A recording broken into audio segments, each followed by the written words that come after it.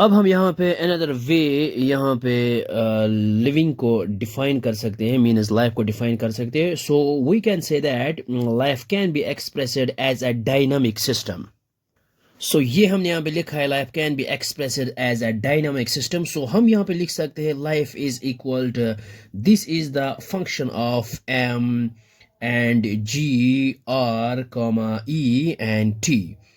सो वायर ये जो हमारे पास है, life means it's a function of M means metabolism, G is growth, R is reproduction, E is evolution and T is time.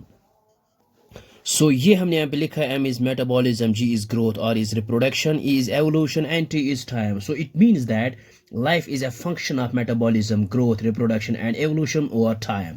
So if these variable exists, then organism, we can say organism is living. And if these variables are zero, it means that life is zero. So that is a non-living matter. So इसको हम यहाँ पे लिख सकते हैं.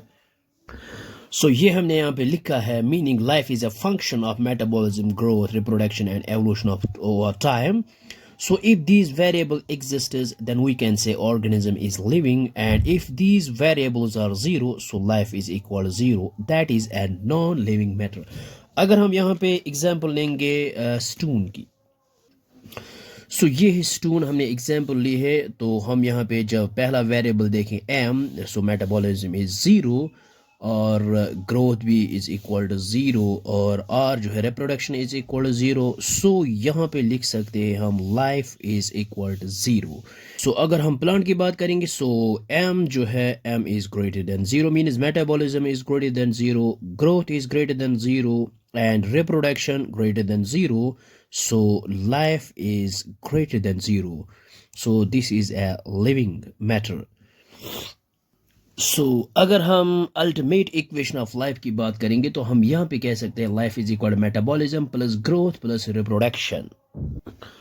ये हमने यहाँ पे लिखा, life is equal to metabolism plus growth plus reproduction, और हम यहाँ पे लिख सकते हैं life is equal to summation of biological processes.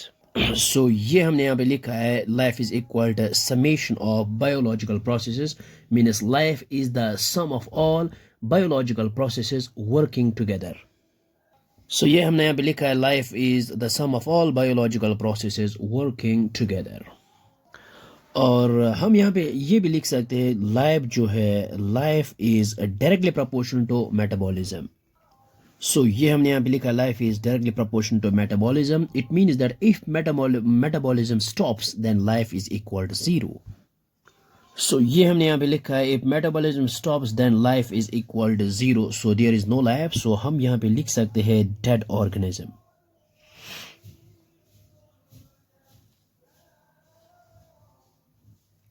Dead organism.